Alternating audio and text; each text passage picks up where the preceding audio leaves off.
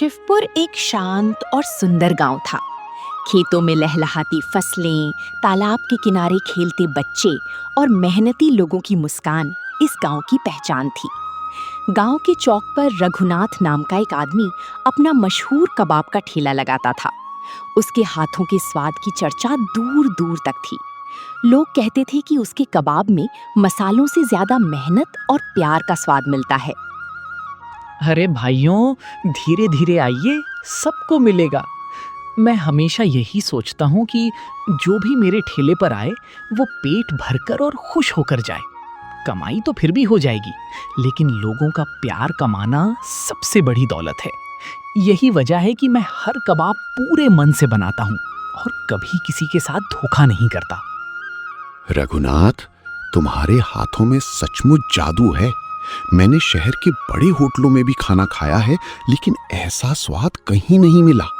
तुम्हारी मेहनत और ईमानदारी ही तुम्हें सबसे अलग बनाती है। भगवान करे तुम्हारा बेटा पढ़ लिख कर बड़ा अधिकारी बने और तुम्हारे सारे सपने पूरे हों। रघुनाथ का सपना था कि उसका बेटा अर्जुन पढ़ लिख कर बड़ा अफसर बने, लेकिन एक समस्या थी। गांव का साहूकार धनपाल उसे बार बार कर्ज के लिए परेशान करता था।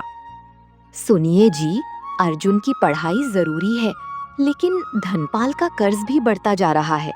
वो आदमी सीधा नहीं है। मुझे डर लगता है कि कहीं वो हमारी मजबूरी का फायदा ना उठा ले। आप सावधान रहिए, ऐसे लोगों पर भरोसा करना ठीक नहीं होता। अगले दिन रघुनाथ साहूकार धनपाल के घर पहुंचा और अपना कर्ज चुका दिया। रघुनाथ, तुमने मूल रकम तो दे दी, लेकिन मेरा मन अभी भी संतुष्ट नहीं है। तुम्हारा ठेला बहुत अच्छा चल रहा है। अगर तुम चाहो तो मैं तुम्हारे बेटे की पूरी पढ़ाई का खर्च उठा सकता हूं। बदले में बस अपना ठेला मुझे दे दो। सोच लो, फायदा तुम्हारा ही होगा।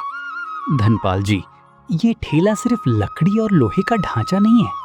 ये मेरी मेहनत, मेरी पहचान और मेरे परिवार की उम्मीद है। इसे बेचकर मैं जी तो सकता हूँ, लेकिन खुद की नजरों में गिर जाऊंगा। इसलिए चाहे कितनी भी मुश्किल आए, मैं इसे कभी नहीं बेचूंगा। धनपाल की पत्नी ललिता बहुत घमंडी थी। उसे गरीब लोगों के सपने पसंद नहीं थे।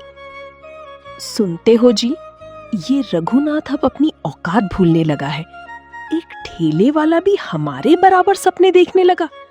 अगर आज इसे नहीं रोका गया तो कल पूरा गांव हमारी बात मानना छोड़ देगा। मुझे ये बिल्कुल पसंद नहीं कि कोई गरीब आदमी मेहनत से हमसे आगे बढ़े। तुम ठीक कह रही हो। मैं इसे सबक सिखाऊंगा, लेकिन ऐसा काम करूंगा कि किसी को शक भी नहीं होगा। अब समय आ गया है कि रघुनाथ को उसकी जगह दिखाई जाए।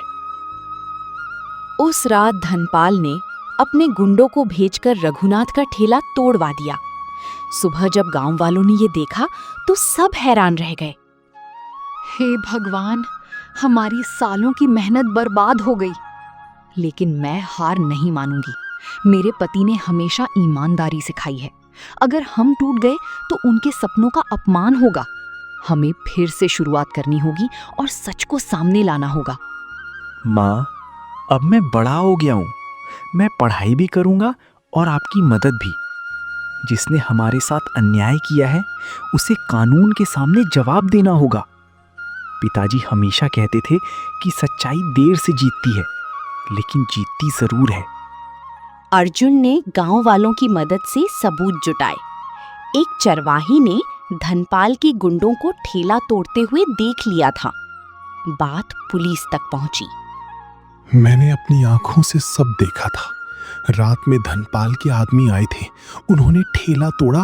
पुलिस ने जांच की और सच्चाई सामने आ गई। धनपाल और उसके गुंडों को गिरफ्तार कर लिया गया। मुझसे बहुत बड़ी गलती हो गई। लालच और घमंड ने मेरी आंखें बंद कर दी थी। मैं दूसरों की मेहनत और सपनों की कीमत नहीं समझ पाया। आज समझ आया है कि धन से बड़ा सम्मान होता है और सम्मान ईमानदारी से मिलता है। कुछ महीनों बाद गांव वालों ने मिलकर रघुनाथ के नाम से नया और बड़ा ठेला बनवाया। अर्जुन ने पढ़ाई पूरी की और सरकारी अधिकारी बन गया। आज जो कुछ भी हूँ अपने माता पिता की मेहनत और गांव वालों के प्यार की वजह से हूं। मैं हमेशा याद रखूंगा कि मुश्किलें इंसान को रोकने नहीं, मजबूत बनाने आती हैं। हमें कभी भी ईमानदारी और मेहनत का रास्ता नहीं छोड़ना चाहिए।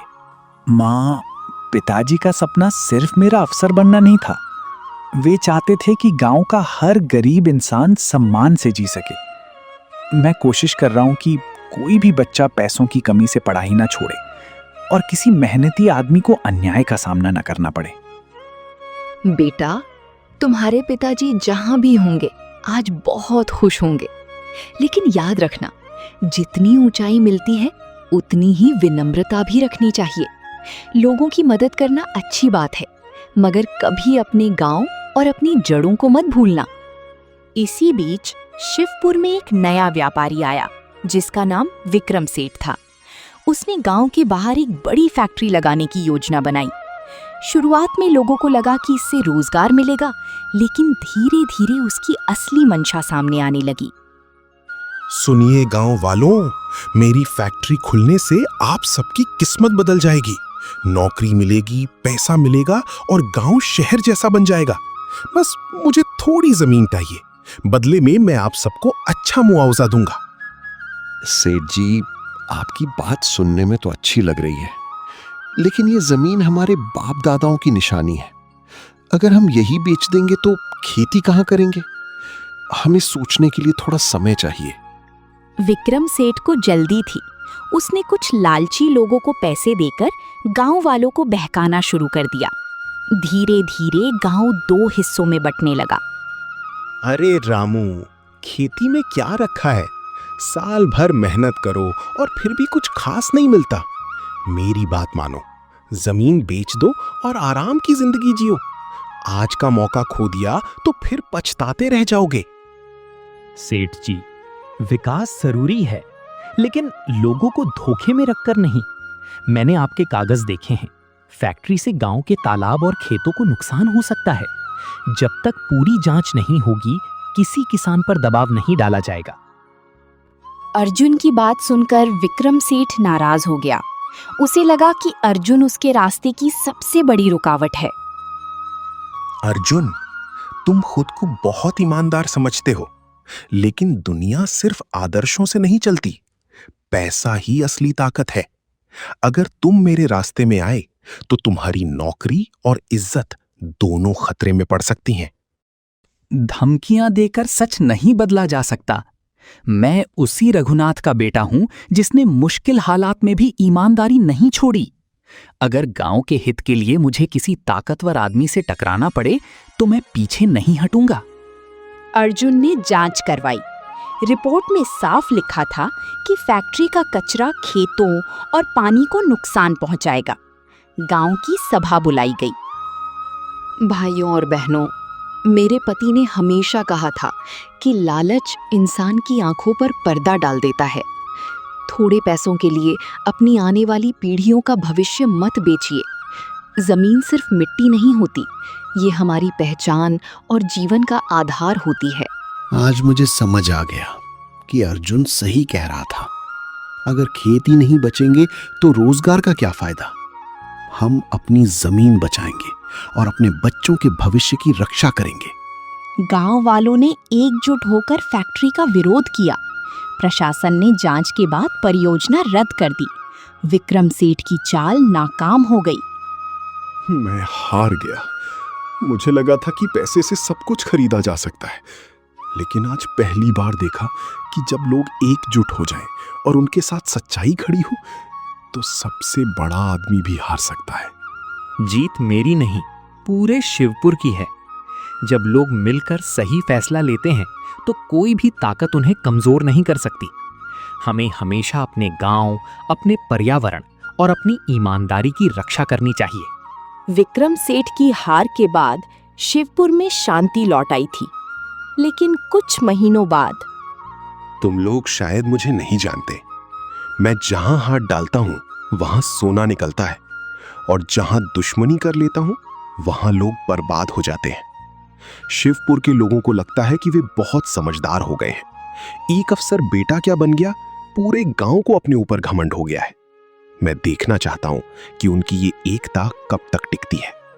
पैसा, लालच और झूठ ऐसे हथियार हैं जो बड़े बड़े परिवारों को तोड़ देते हैं। ये तो सिर्फ एक गांव है, कुछ ही दिनों में लोग एक दूसरे के खिलाफ खड़े दिखाई देंगे। मालिक, आपकी बात कभी गलत नहीं हुई। मैंने गांव के कुछ लोगों के बारे में जानकारी निकाली है। कुछ लोग पैसों की कमी से परेशान हैं, कुछ लोग अर्जुन की लोकप्रियता से जलते हैं और कुछ लोग सिर्फ मौके की तलाश में हैं। अगर हम उन्हें थोड़ा लालच दें और थोड़ा भड़काएं तो गांव में फूट डालना आसान होगा। फिर लोग खुद लड़ेंगे और हमें कुछ करने की जरूरत भी नहीं पड़ेगी। यही तो मैं चाहता हूं कालू।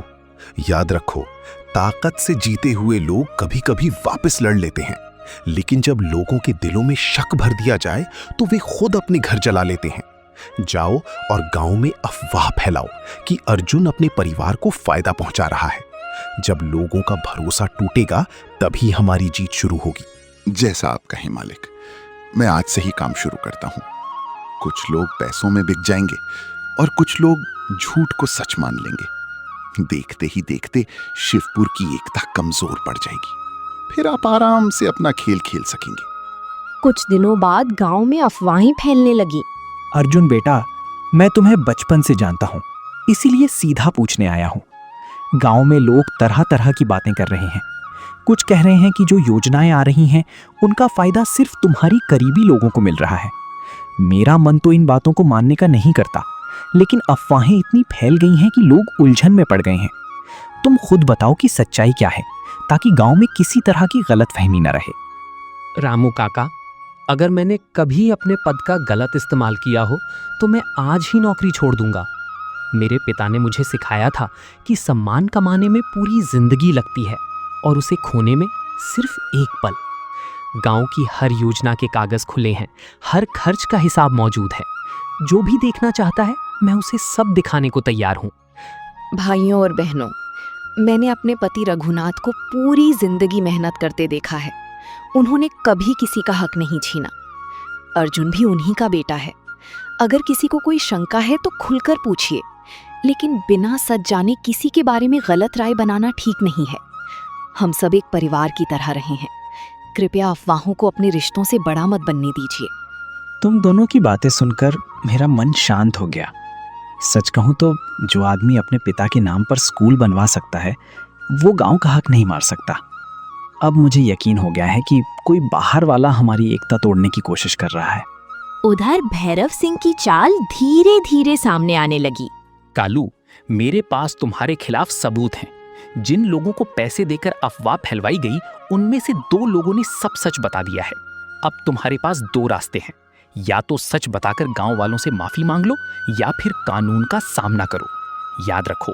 अर्जुन बाबू, मैं मानता हूं कि गलती हुई है। भैरव सिंह ने मुझे पैसों का लालच दिया था। उसने कहा था कि अगर गांव में झगड़ा हो गया तो वो मुझे बड़ा इनाम देगा। मैंने लालच में आकर गलत काम किया।